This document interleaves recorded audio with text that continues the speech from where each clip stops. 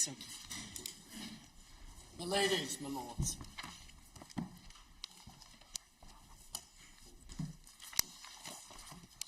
the issue was non-justiciable because it was political. It was political for two reasons. One was that it trespassed on the proper province of the executive, and the other was the lack of judicial or manageable standards by which it could be determined. And I paraphrase, of course, from the opinion of Laws Neuberger, Assumption and Hodge in the case of Shergill.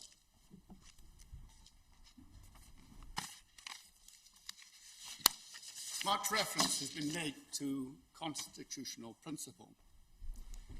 Constitutional principle may embrace legal rules, but it may also embrace convention. Convention that is not amenable to enforcement in a court of law. And an example of that was seen in Miller 1 in reference to the Sewell Convention, which was expressed in statutory form, but nevertheless remained a convention for all that.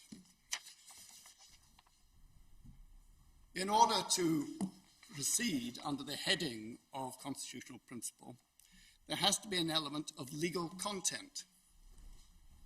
And if you take the example that was cited by my learned friend Mr. Fordham of the Unison case, there one could clearly identify the legal right of access to justice and therefore rely upon that in order to determine the declaration of a right and the enforcement of a right. Here we have reference to what is termed parliamentary accountability. But what legal content does that concept actually embrace, as distinct from its practical and factual content? Ultimately, what this court is being invited to do is to control the length of the prorogation of Parliament as exercised under the prerogative. The length of each session of Parliament and the frequency between sessions is regulated by constitutional convention and not by the law. And of course, that was not always the case, because very early on, Parliament enacted the Triennial Act, which determined that Parliament could not be prorogued within 50 days of it having been summoned.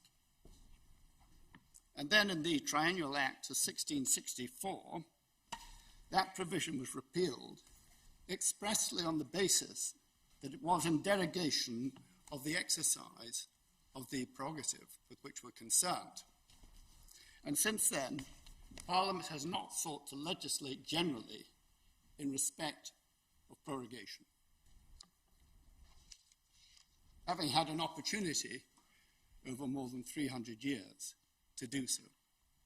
Of course, it has legislated in order to determine that in certain occasions, on certain times, it should not be prorogued, but will be recalled. And the most recent example, which has been repeatedly referred to, was Section 3 of the Northern Ireland Executive Formation Act. There have been efforts to distinguish the exercise of dissolution from that of prorogation.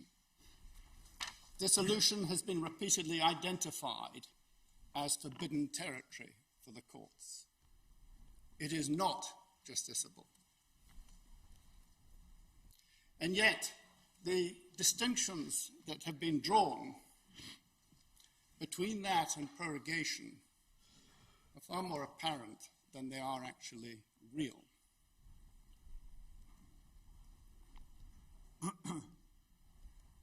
In respect of dissolution, of course, Parliament cannot be recalled, and there will ultimately be an election. Following that election, of course, it's provided by the Act of 1694 that Parliament might not be summoned for a period of up to 3 years. Even in the period from dissolution to election, and I'll come on in a moment to look at that period, the executive would remain in place, and indeed would remain in place during the period when Parliament had not been summoned following an election. Of course, we now have a decision by Parliament to regulate dissolution by primary legislation, the Fixed Term Parliament Act. Under the terms of that Act, and the periods are quite instructive, I will suggest, the period between dissolution and an election must be 25 working days or 35 calendar days.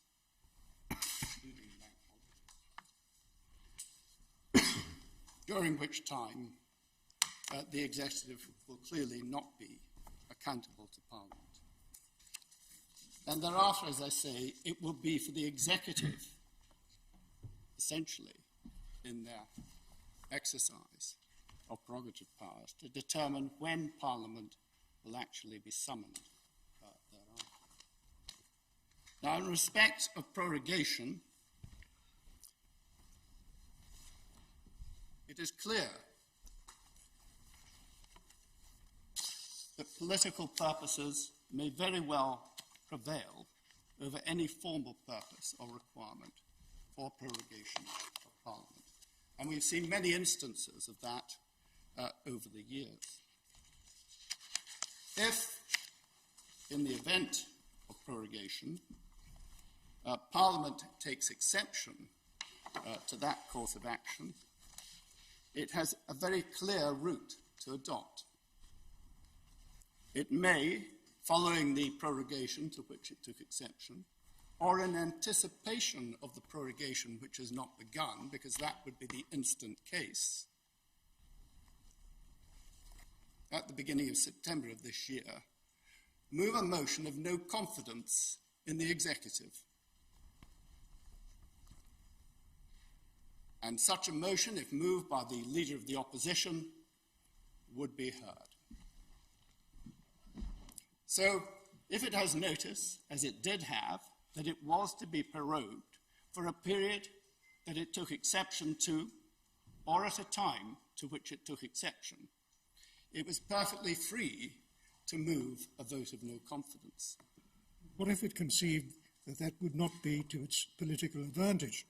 The Lord makes the very point I was coming to. I'm sorry, I keep anticipating your points. Do forgive me, Lord Keane. That is precisely the point.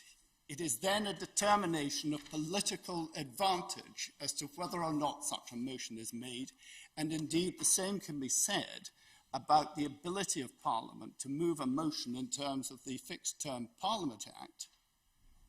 And such a motion was, of course, moved in anticipation of the prorogation, but the opposition chose to abstain. Again, an entirely political act. They did not wish to go to the country. They did not wish to go to the people. We've heard this suggestion that dissolution is different because the executive is then answerable to the people. Well, by way of prorogation, again, the executive may very well be answerable to the people if Parliament takes exception to the prorogation that has been proposed. So I respectfully suggest that the attempt to draw some distinction between the justiciability of the dissolution of Parliament, which of course prior to the Fixed Term Parliament Act would be determined as a political act essentially, and that of the exercise of the prerogative of prorogation is simply not worthy of any detailed examination.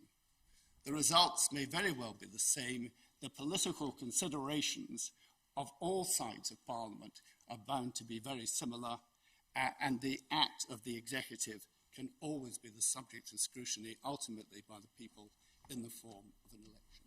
should Parliament choose to adopt that route. But as the Lord Kerr observed, they may decide that it is not politically convenient for them to achieve that consequence.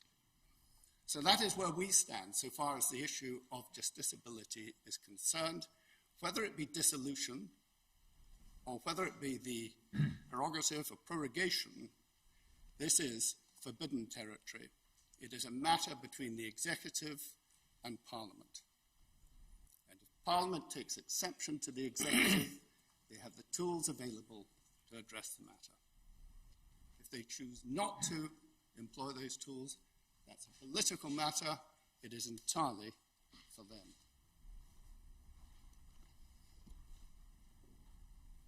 And I just add this one further point. How, in the context of that political minefield, is the court to opine on the issue of purpose or improper purpose, or legitimate political purpose or illegitimate political purpose? How are these concepts to be defined and applied in this context? In my respectful submission, the applicants and the petitioners are inviting the courts into forbidden territory and into what is essentially a minefield, an ill-defined minefield, that the courts are not, with the greatest of respect, properly equipped to deal with. Can I turn from there to some of the particulars of the appeal in the case of Cherry? And the first point I would wish to make is simply this, and it may have been noted by the court already. In his submissions, my learned friend Mr. O'Neill made no attempt whatsoever to respond to the criticisms that I'd made of the reasoning of the Inner House, or indeed to defend the particular and inconsistent approaches taken by the Inner House in the determination of that case. And in my submission, the reasoning, for the reasons or on the grounds I set out before, is unsustainable, and it must follow that the issues in that case are for this court to determine, which they may do properly by reference to the documents. I should also notice the suggestion from Mr. O'Neill that a concession was made in the Inner House about justiciability. I was not present in the Inner House, but I've had the opportunity to speak to both Mr. Johnston and Mr. Webster, who were present, and also to look at Mr. Webster's notes. They do not consider that any concession was made, but if it was, it is hereby withdrawn. So if I could make that clear with the permission of the court. Thank you for that clarification, Lord Keating. One always proceeds on the basis that if something starts staring the obvious, a concession is not required, and if it's not starts staring the obvious, a concession is not appropriate. Now, furthermore, my learned friend Mr. Fordham suggested that Sir James Eadie had made a concession as to justiciability, but again I take exception to that. If Parliament has by primary legislation sought in any way to determine when or whether the prerogative of prorogation should be exercised by the executive, then of course this court is entitled to interpret and apply that primary legislation. But I suggest that gives no doorway into the general issue of justiciability of the prerogative power of prorogation. So I would seek to put that point, as made by Sir James, into its proper context. Turning very briefly to the issues that arise if this court now has in hand the appeal itself, I simply urge this court to do as Lord Reid suggested yesterday, and that is to consider fairly and as a whole the documentation, the contemporaneous documentation, the authentic contemporaneous documentation that has been produced in this case. And I'm not going to go back to the comments I made about affidavits in the context of a Scottish process. I simply notice that the Lord President was perfectly satisfied that an affidavit was not in these circumstances required, and that is also consistent with the dicta of Lord Walker that the court was referred to, where he felt that if the documents spoke for themselves, then it would not be required. The language of the documents is important. I have to notice that my learned friend Mr. O'Neill used discourteous and indeed incendiary language in describing ministers, advisors, and civil servants. That language is wholly unwarranted, but it does reveal an error in his approach. If you approach the documents with a preconceived belief and mindset that they are a sham, then of course that will lead you to a particular conclusion with regard to the construction of some passages in those documents. If, on the other hand, as I would submit, you read them fairly and with an open mind, and they are obviously authentic documents, and you realise that they give considered advice to the Prime Minister and properly record a formal cabinet meeting, then I say a different picture appears. And I simply commend that approach, that interpretation, to the court.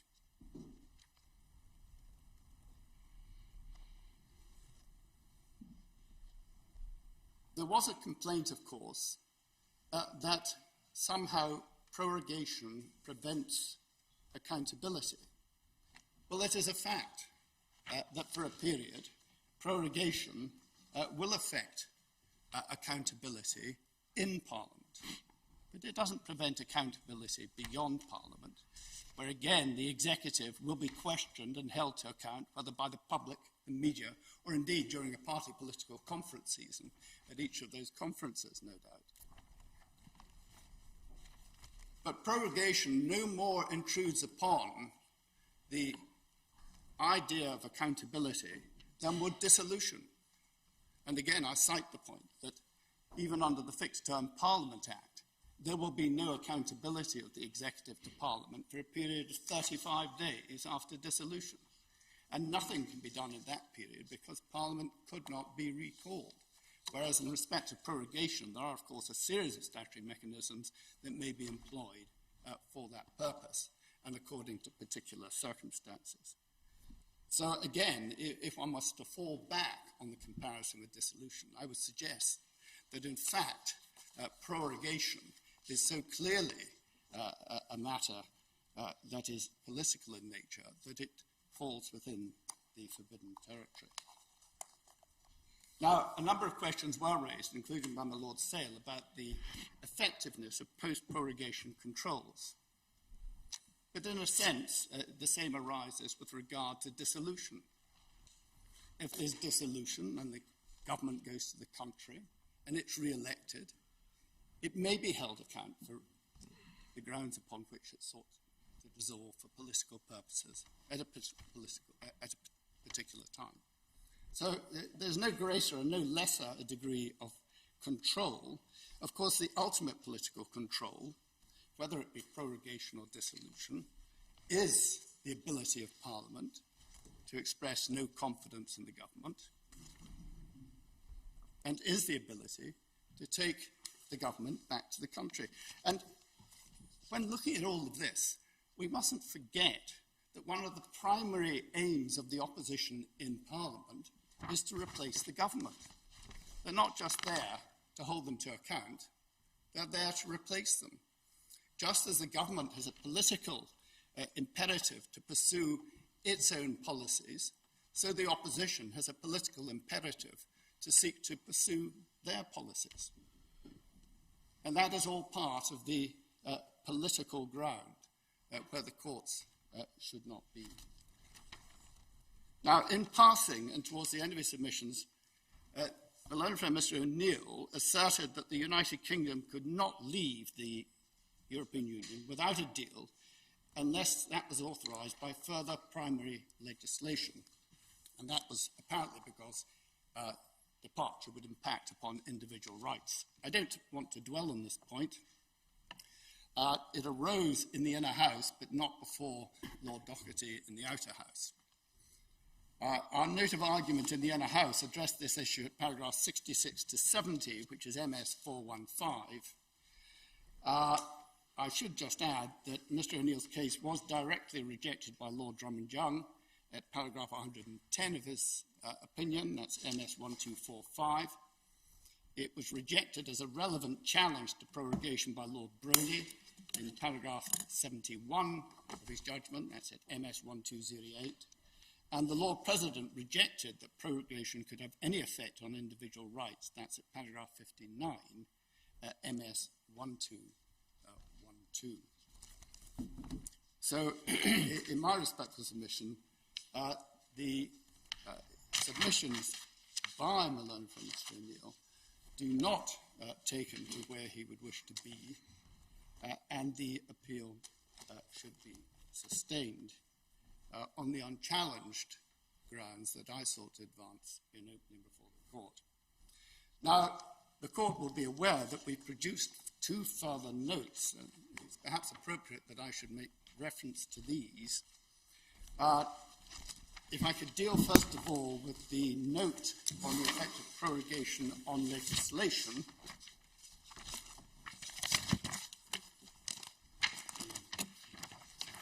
There was some discussion of this yesterday, and we've addressed the factual and legal position in the note that we produced this morning.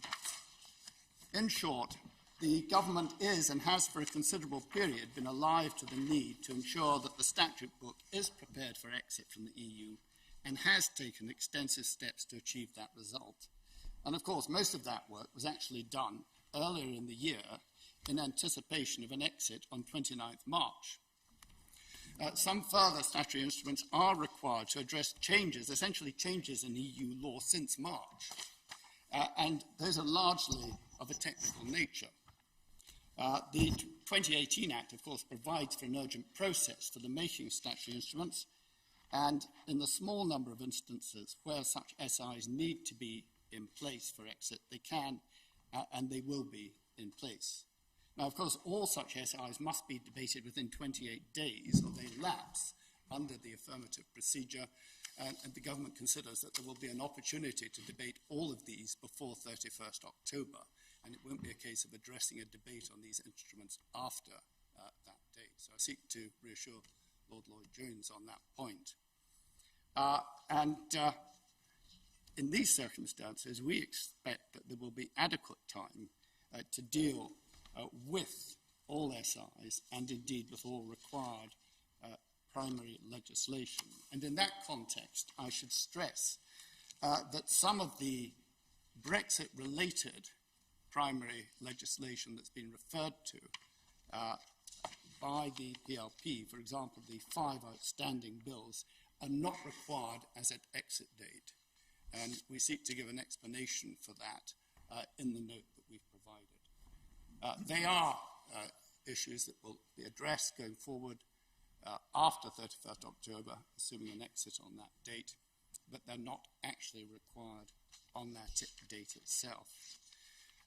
I should say that there was some element of confusion in the minds of some about what bills were being referred to by the PLP. And at paragraph 3 of our note, we say in paragraph 5 of his second witness statement, Dr. Joe Tomlinson for the Public Law Project suggests that all Brexit bills from the last parliamentary session have fallen.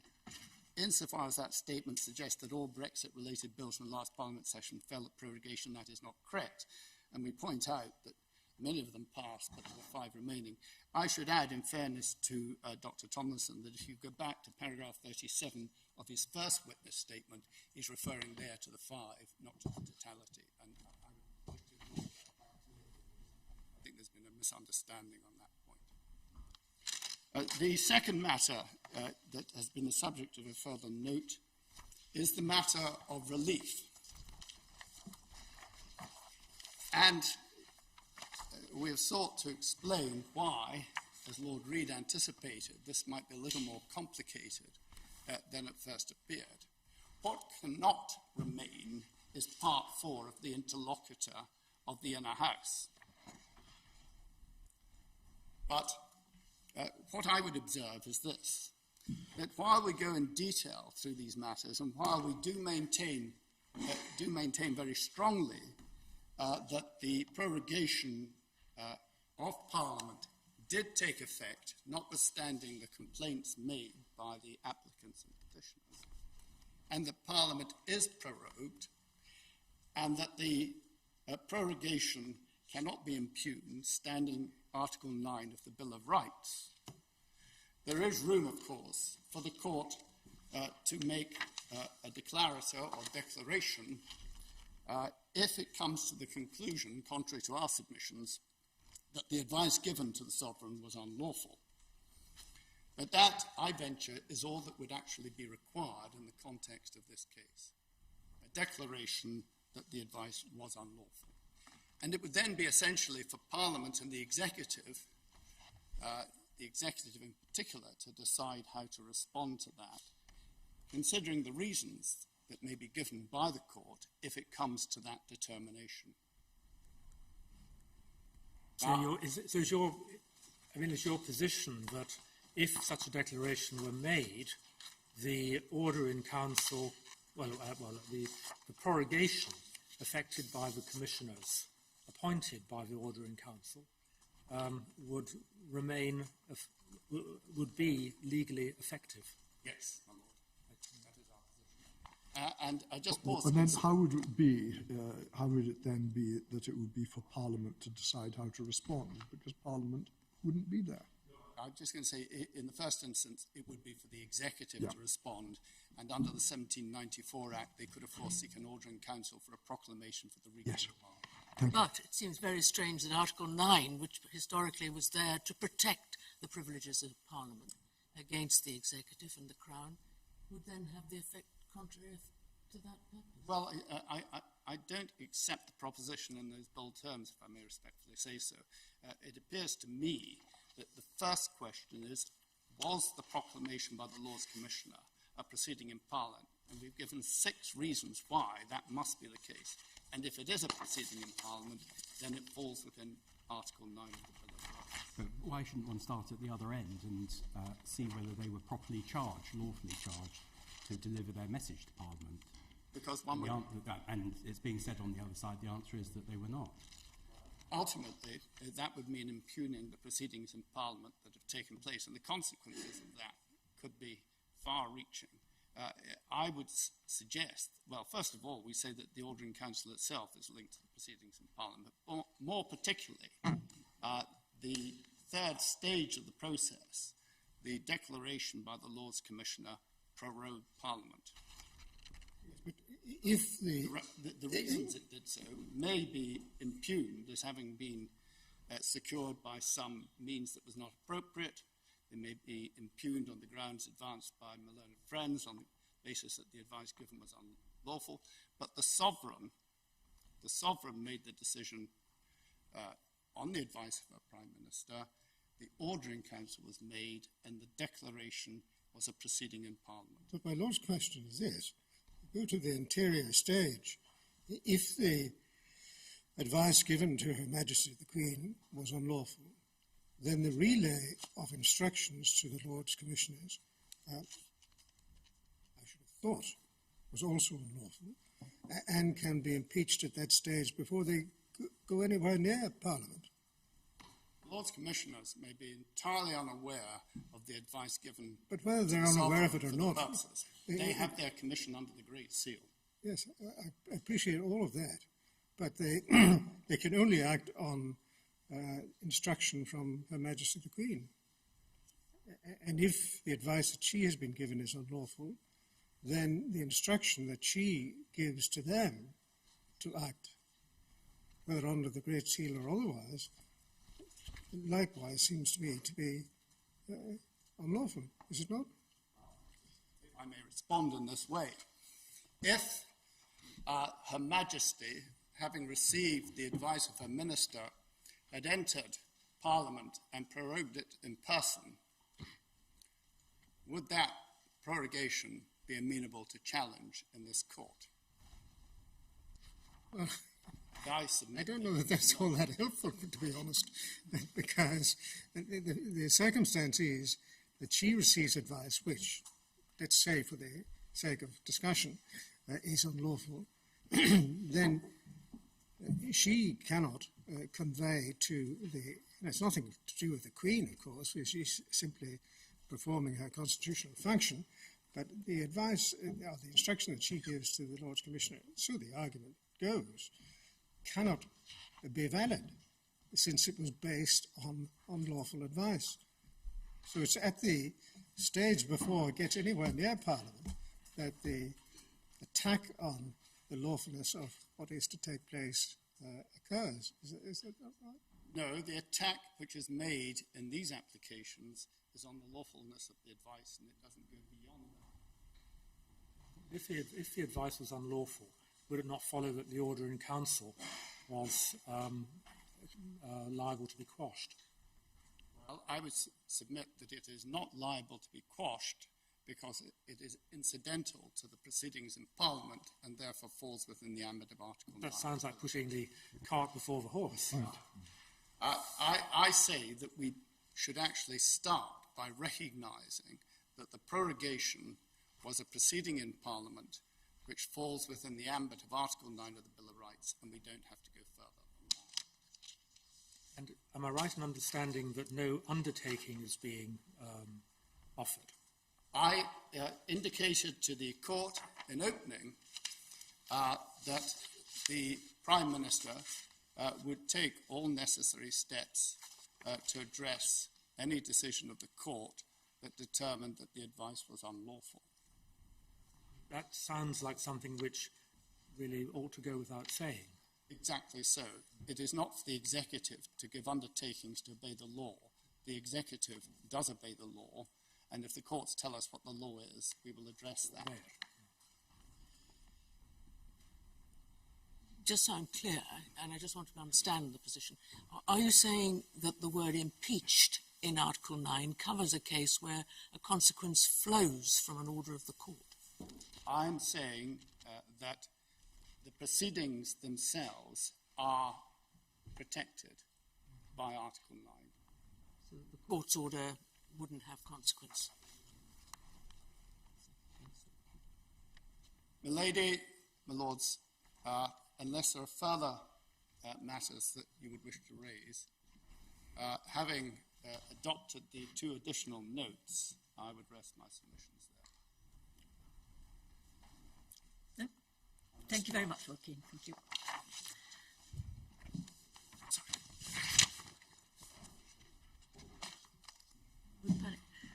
I suspect that Mr. O'Neill may be correct in saying this case is unique in having 3 members of the House of Lords addressing it.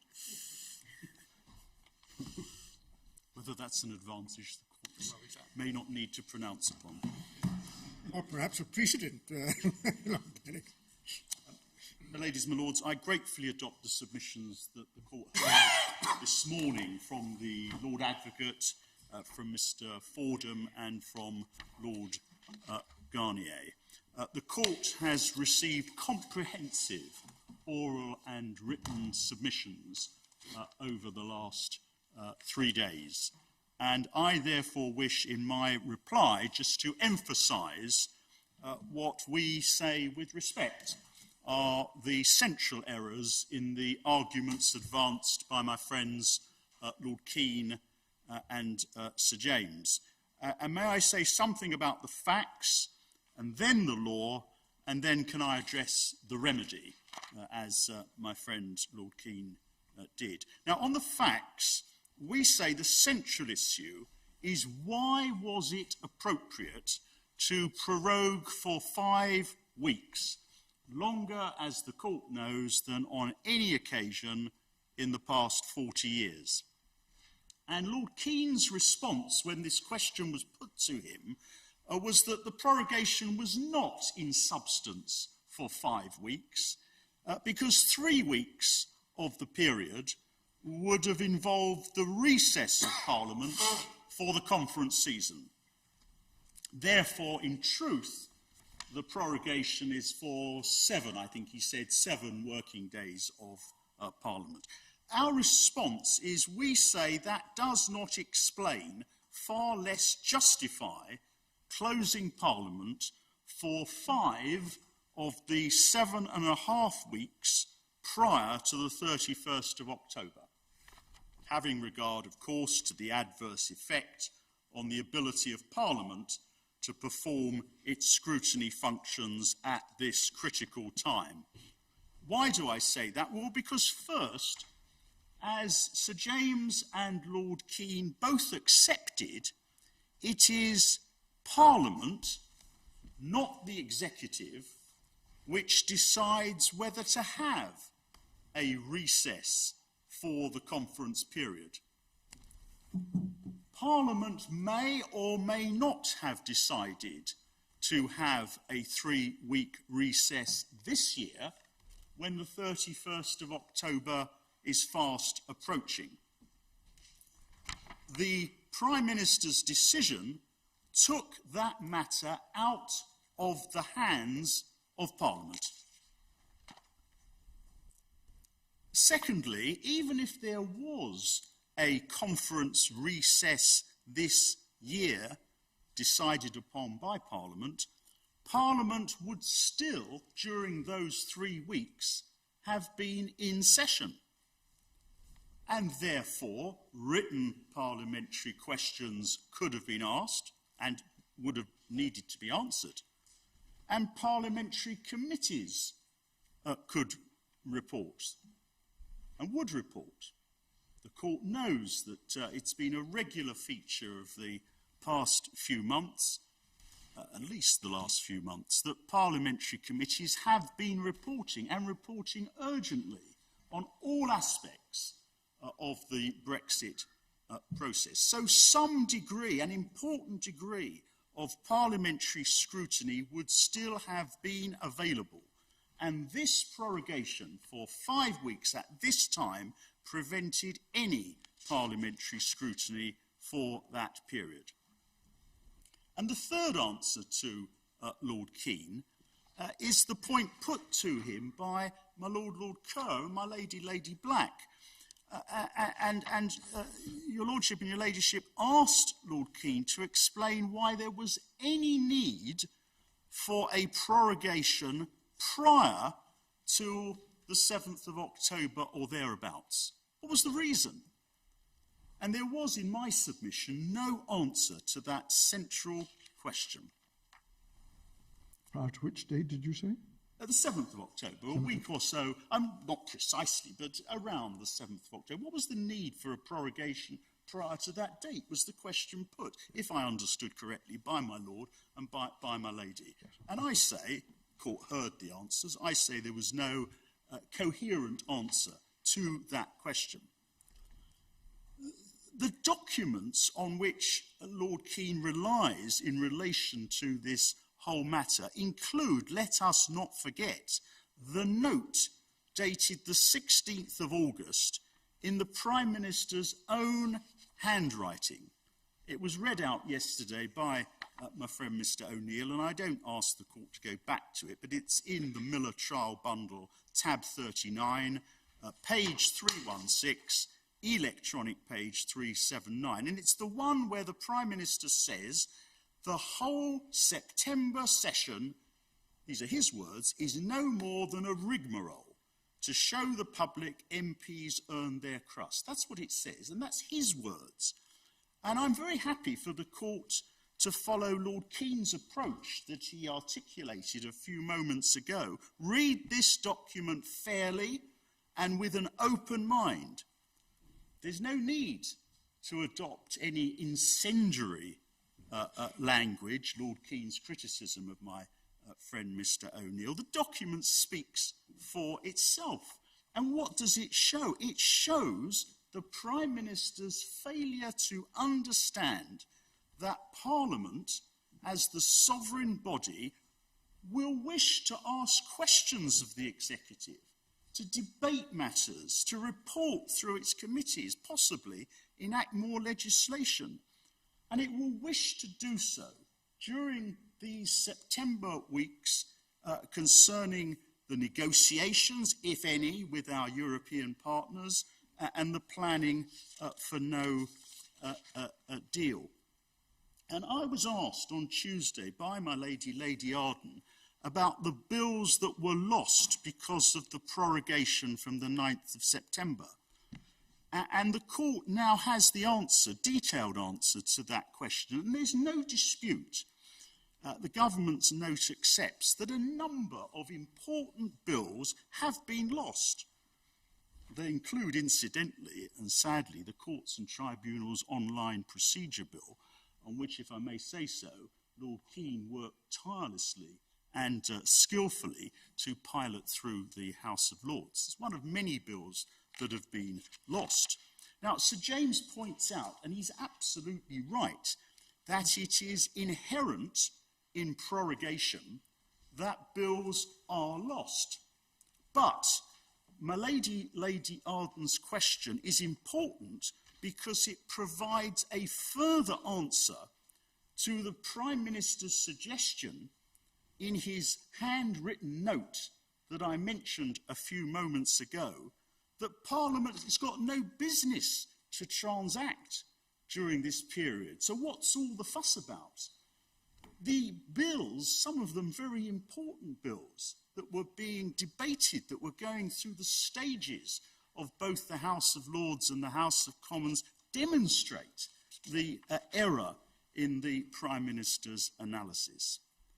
And we therefore maintain our factual submission made in opening that this 5-week prorogation has prevented Parliament from carrying out its scrutiny functions over the executive for a period of exceptional length, longer than any prorogation in the past 40 years, for no rational reason, and at a time when the constitutional principle of the executive being answerable to Parliament is of vital importance.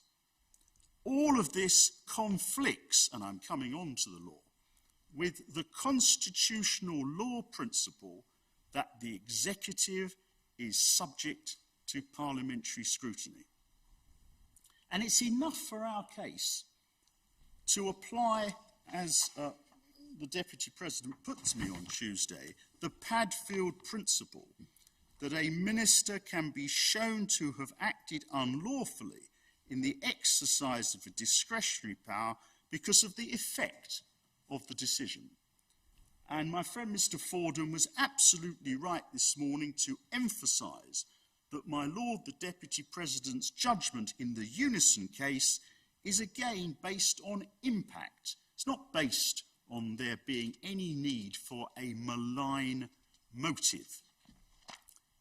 But I add, if necessary, and on my case it is not necessary, I would go further, if necessary, and invite the court to draw the inference that the length of the prorogation was motivated, or at least strongly influenced, by the Prime Minister's wish to prevent scrutiny by Parliament, because he regarded Parliament as a threat to the successful implementation of his policies.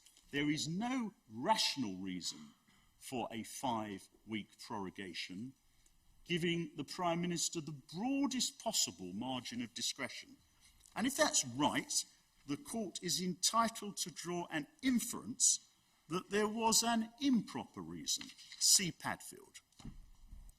I remind the court that in opening I referred to 2 interviews given by the Prime Minister himself on the 30th of August. It was our trial bundles tabs 54 and 55. The court will recall it was a BBC interview and a Sky News interview. And in each of those, the Prime Minister himself stated that Parliament was a threat to the implementation of his policies. Neither of my friends, Lord Keane nor Sir James, addressed that evidence. The documents on which the government relies are of limited assistance to the court because there is no witness statement by or on behalf of the Prime Minister telling the court that they contain the only reasons for a 5-week prorogation. May I turn to the law? The argument advanced by both of my friends has two main limbs. First, they say the issues are not justiciable. And second, they dispute that there is any relevant principle of constitutional law. We respond that those 2 points go together. If, as we submit, there is a relevant principle of constitutional law, that is the supremacy of Parliament and the inferior status of the executive and its accountability, then it is a question of law for the court whether, in the light of that principle, this decision is outside the proper scope of the legal power to advise on prorogation. Sir James accepted, and properly so, in answer to my Lord Kerr, that it is for the court to decide the proper scope of a prerogative power. We submitted, and we maintain the submission, that parliamentary supremacy is a principle of our law. It is as fundamental as the rule of law and access to justice. It is not a mere convention. And it is not confined, as Sir James submitted, to an obligation on the executive and the courts to comply with enacted statutes. That is a consequence, an important consequence, of parliamentary sovereignty. But another feature of the legal principle of parliamentary sovereignty is that the executive is answerable to Parliament. And it therefore follows, we say, that the executive, the junior partner, cannot claim a legally unfettered power to close down the senior partner for as long as the executive likes, for whatever reason it likes, and however substantial the damage to the ability of Parliament to perform its scrutiny functions. Sir James then said that for the court to intervene would breach the principle of the separation of powers. Our answer is that the court is being asked to intervene in order to uphold the separation of powers. That is to ensure that the executive cannot, by its own acts, escape from scrutiny by Parliament. Sir James then says there are no judicially manageable standards. He points out correctly that any prorogation involves a limitation on parliamentary sovereignty. He asks how many days of prorogation is lawful? What reasons may justify prorogation? Our answer is that the court will, in this case, carry out precisely the function that it performs in other public law cases. It applies the relevant legal principle, here the supremacy of Parliament and the answerability of the executive, to the circumstances of the case. It looks at the length of the prorogation. It looks at the reasons given for the length of the prorogation. It looks at the adverse impact on parliamentary scrutiny. It looks at any inferences the court thinks it appropriate to draw as to whether at least part of the motive was to avoid parliamentary scrutiny. And having done all that, the court asks itself whether, in the light of all those circumstances, and applying, I accept, a generous margin of discretion in favour of the Prime Minister, whether his decision, his advice, is beyond the proper scope of his powers. This is standard business in judicial review in all other contexts? Was this decision reasonably necessary to further a legitimate objective, conferring a broad margin of discretion because of the context? And I say it is not, with great respect, it's not the function of the court to identify all the circumstances in which prorogation would be lawful. And the court does not need to supply a bright line standard, an algorithm, to answer all circumstances. A good example of that is the judgment of my Lord the Deputy President in the Unison case. The fees charged by the Lord Chancellor to those wishing to bring proceedings in the Employment Tribunal were unlawful, and they were unlawful because of the adverse impact on the constitutional principle of access to justice. And they were unlawful even though it would be lawful for the Lord Chancellor to charge some fees.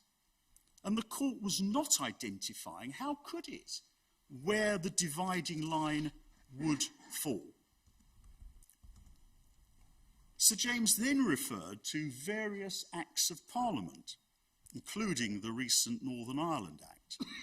And I say none of them assists in this exercise because none of them can be said to involve a parliamentary intention to remove the obligation on the executive only to exercise its powers in a manner lawful under the relevant principles of our constitutional law and our judicial review. Then finally, Sir James relied on the fact that the authorities have suggested that the power to dissolve Parliament is unreviewable, and the court has expressed interest in that matter. I respectfully agree with what the Lord Advocate and Lord Garnier submitted this morning. Dissolution of Parliament serves a vital constitutional function in ensuring democratic accountability of the members of the House of Commons. But I add a further factor. Prior to the abolition of this prerogative power in 2011, it was unreviewable because it was a personal prerogative of the Crown. See RFV Houston, Essays in Constitutional Law, its authorities, our authorities, the Miller authorities, Volume 5, Tab 81, and the relevant passage starts at page 75 and continues to address this question at pages 79 to 80.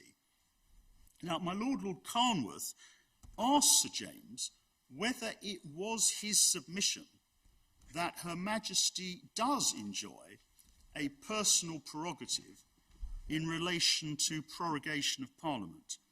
And Sir James was very clear in his answer. He said, I am not making any such submission. And that answer, the court will recall, is consistent with what happened in this case. I showed the court in opening the radio interview with the President of the Council, Jacob Rees-Mogg. I think he said, I'm not making any positive submission to that effect. But yes, I'm not making any such submission. It's no part of his case. No, it's no part of his case. And our argument is to the contrary. And I say it is entirely understandable why Sir James did not make a positive submission that Her Majesty does enjoy a personal prerogative in relation to prorogation. And the reason, I respectfully submit, is that given in argument by my Lord Sales.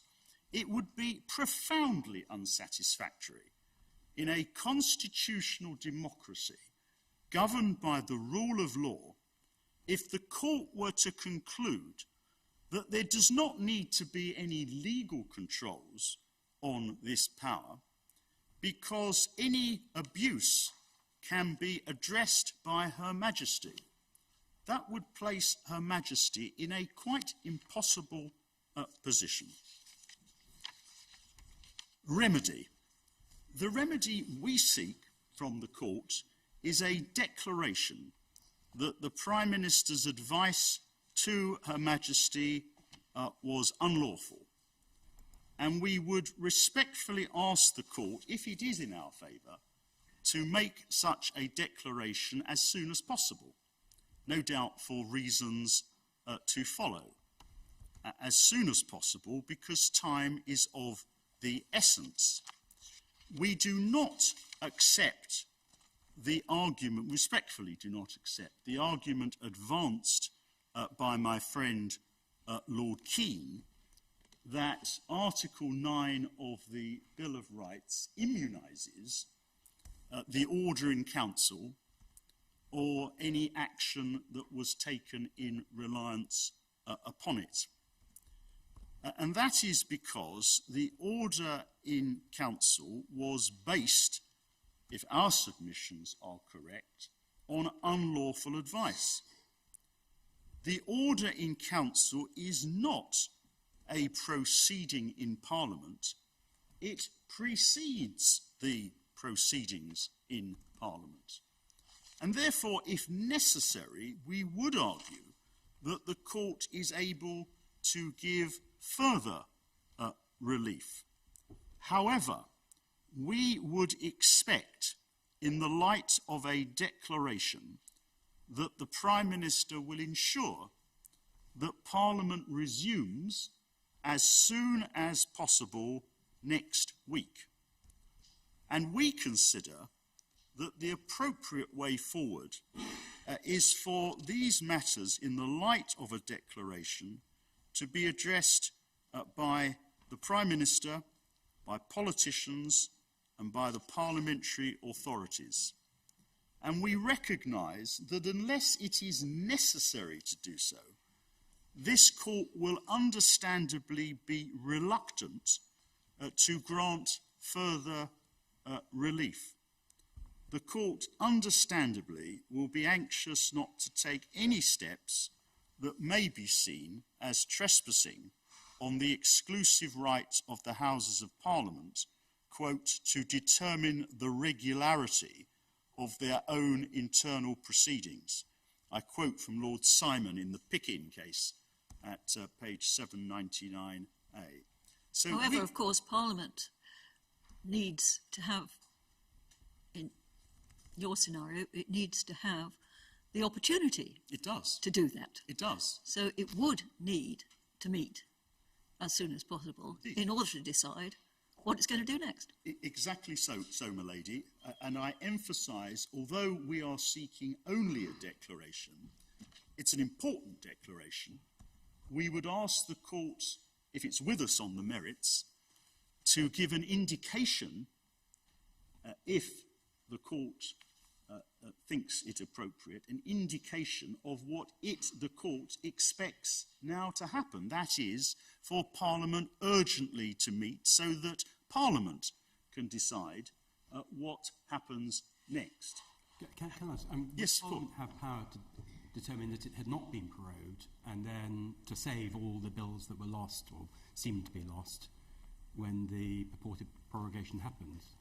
In my submission, Parliament would have power to do what it thinks appropriate in this most unusual situation, and were it to decide that by reason of the prorogation having been based on unlawful advice, if the court's with us, from the Prime Minister to Her Majesty, that it would then, in the view of Parliament, to be appropriate to treat the prorogation in parliamentary terms as null and void, then that decision could not be challenged in the court, because that decision would undoubtedly be a decision that was a decision concerning the regularity of their own internal proceedings.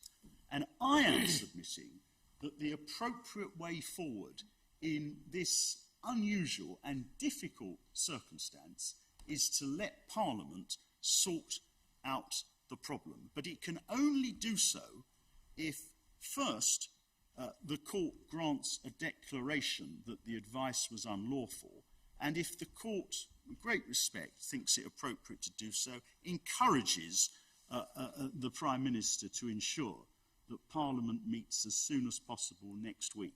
If unhappy... But does the Prime Minister have to do anything to ensure that Parliament meets next week? Well, it may be that the Speaker of the House of Commons and the Lord Speaker in the House of Lords, if this court were to declare speedily that the advice was unlawful and that this court is not going to give any further remedy because it expects that matters will be dealt with in Parliament, that the Lord Speaker and the Speaker of the House of Commons will take action to ensure that Parliament reopens as soon as possible next week. It's a matter for them. And then Parliament can debate, and Parliament will decide exactly how it wishes to proceed. And in my submission, that is the appropriate way forward. It's not for this court, I respectfully submit, to become involved in those matters unless it really has to, unless the matter needs to be looked at further. Well, I quite understand that, but do I correctly understand your submission that if a declaration of unlawfulness in relation to the advice is given, it doesn't require any intervention by the Prime Minister? It's really a matter then for Parliament. That would be my submission. It would be a matter for the Lord Speaker, the Speaker of the House of Commons, to decide how best now to proceed. They would know, in that contingency, they would know that this court, the Supreme Court, had ruled that the Prime Minister's advice, which led to the prorogation, was unlawful.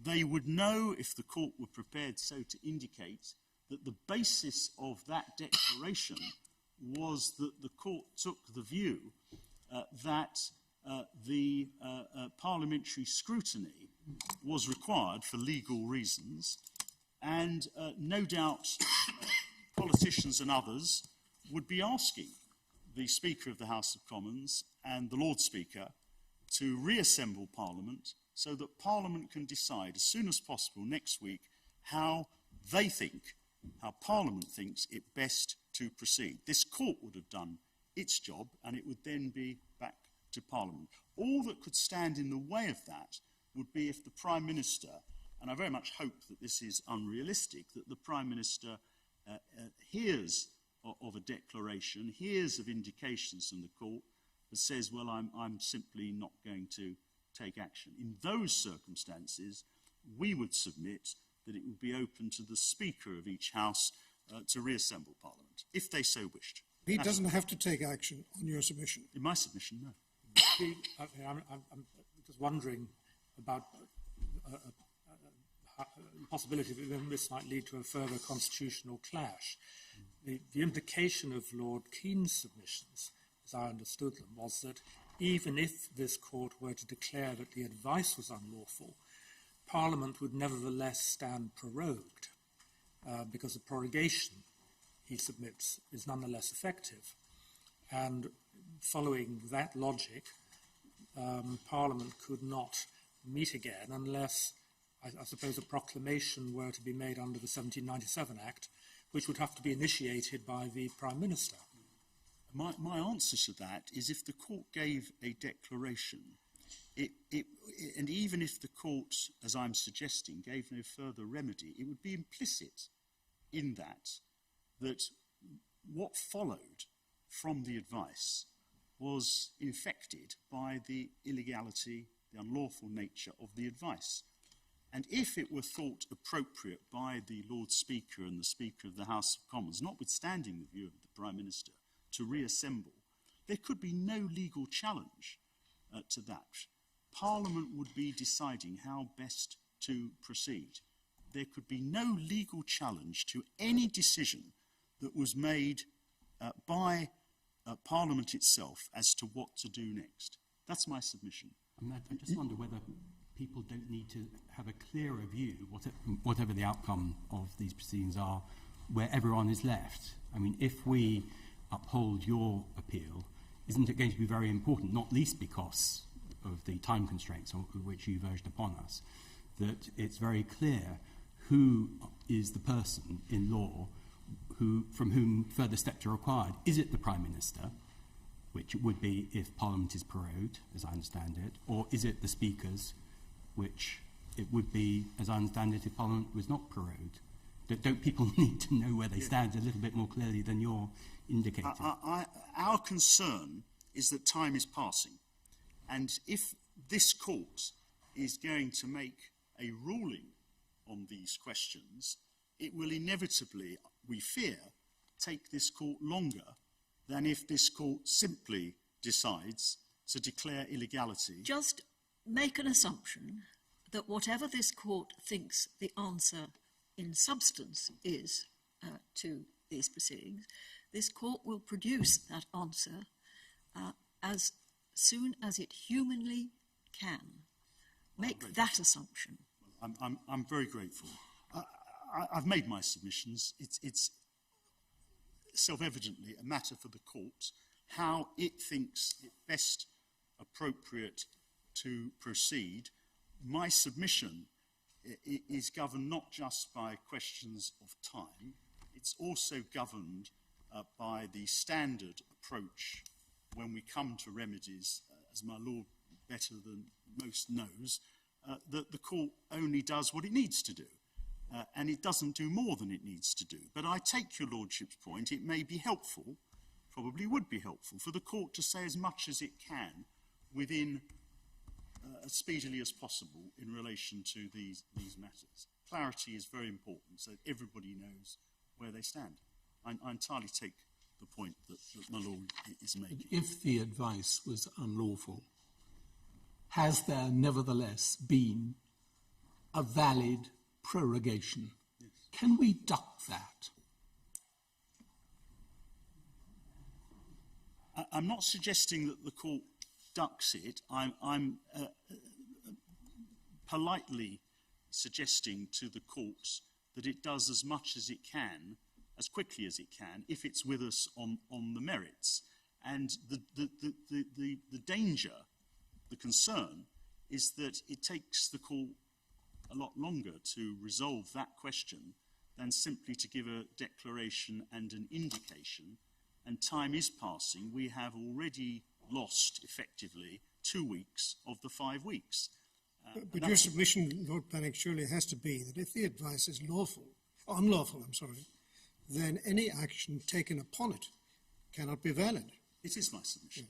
It is my submission. And although you're not asking us to go further, there is an order in the Scottish proceedings to the effect that the prorogation is of no effect.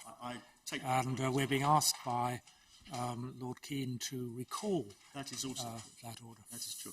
But I'm anticipating, this may be impertinent, that the court is going to give an answer as soon as possible, as soon as humanly possible, to use the President's word, but it's going to give a reasoned decision at a later stage. I assume that the court is not going to produce it all in one go. Make no assumptions I make no assumptions. I make no assumptions. We are asking the court to do whatever it thinks is appropriate in these circumstances.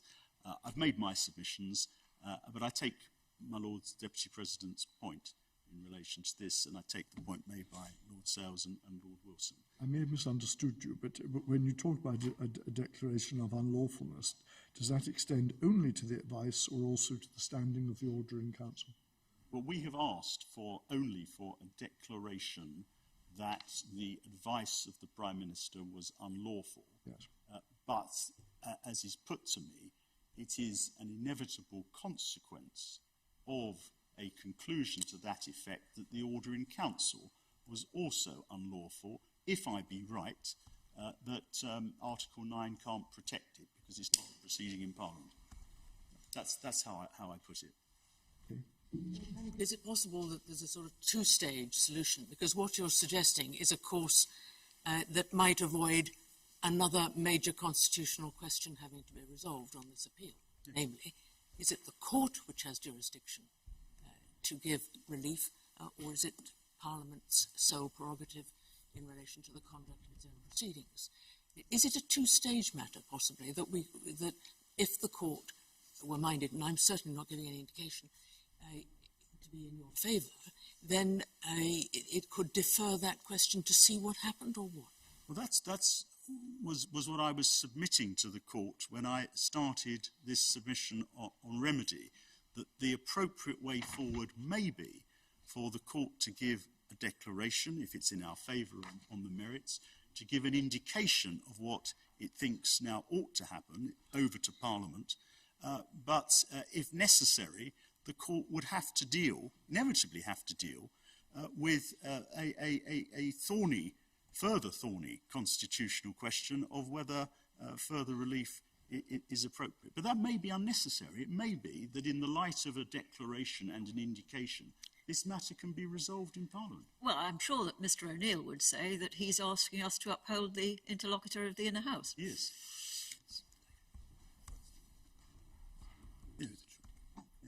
Well, I'm grateful by Mr. Fordham that paragraph 17 of the note that the Prime Minister and the Advocate General for Scotland presented to the court this morning, paragraph 17, does say that the court may find it would be unlawful for Parliament to remain prorogued for any further period, and that advising the Sovereign to bring forward the meeting of Parliament pursuant to the Meeting of Parliament Act 1797 is the only option lawfully open to the Prime Minister. In that event, a declaration would be sufficient on the basis the Prime Minister would comply with the terms of a judgment having that effect. So, as I understand it, if the court were to indicate that that's the only option lawfully open to the Prime Minister, then the Meeting of Parliament Act provides the answer.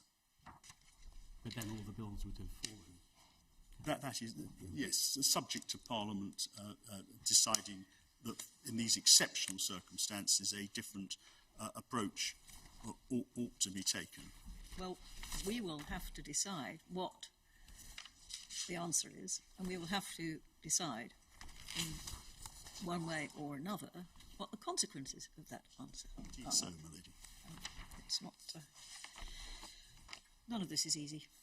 No, I don't suggest it is, and that may be why the suggestion of my lady, Lady Arden, which is what I was grappling towards when I was opening these submissions on remedy, may be the best way forward. One takes it in stages.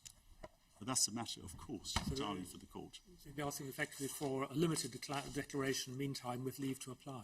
Yes, with leave to apply, and if the court thought it appropriate, an indication of what the court hopes and expects will happen next.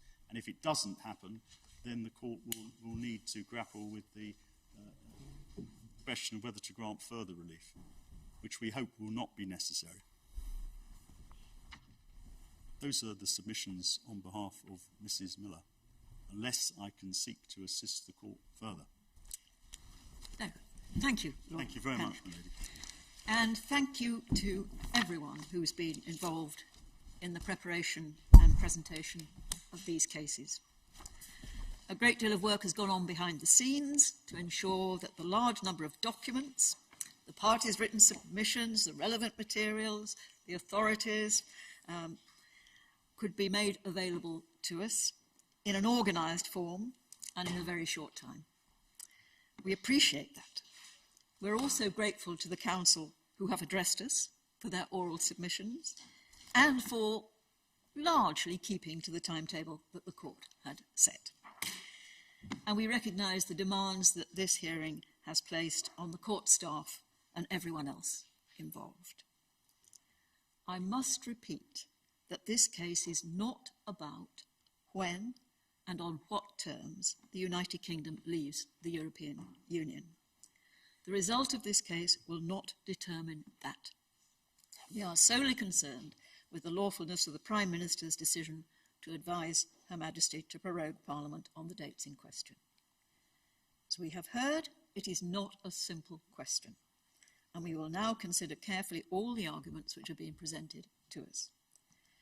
But we also know that this case must be resolved as quickly as possible, and we hope to be able to publish our decision early next week. Thank you again, one and all. The court is now adjourned. Thank you.